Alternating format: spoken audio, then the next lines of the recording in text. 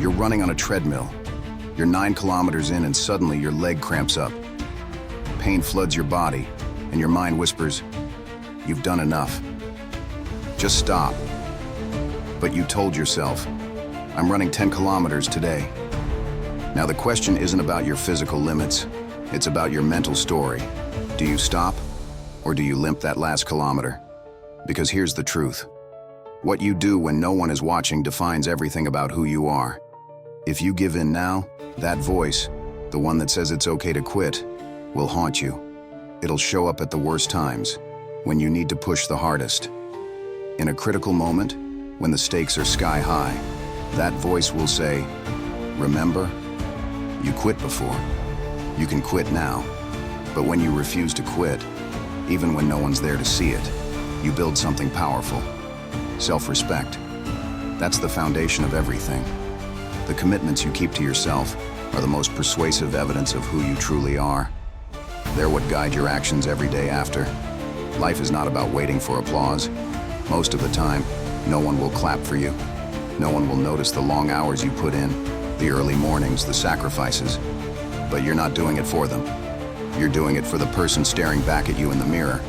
Can you look that person in the eye and say, "I didn't quit. I did my best"? It's easy to give up. The world is full of distractions and excuses. It's easy to say, "I'm tired," or "I'm not getting results, so what's the point?"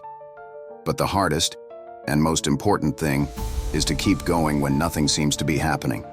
To grind, to hustle, to give 100%, even when the results are invisible, because that's where true growth happens. Look, life isn't supposed to be easy. If it were, you'd never push yourself.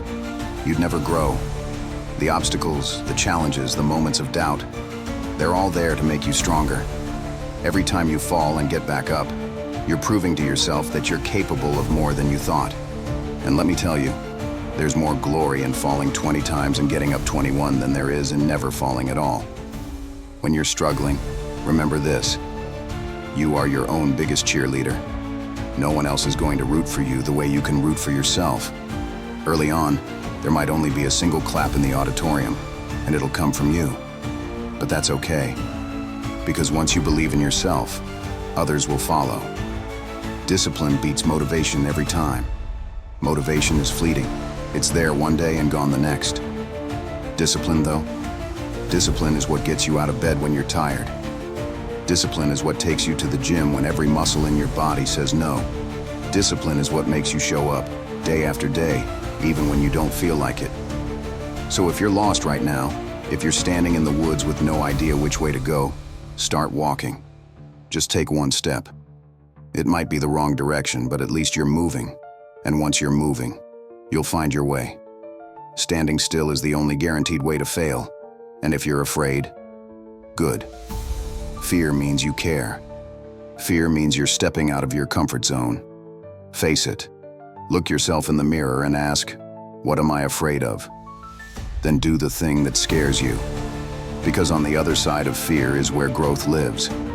Even when no one is watching, especially when no one is watching, do the hard thing.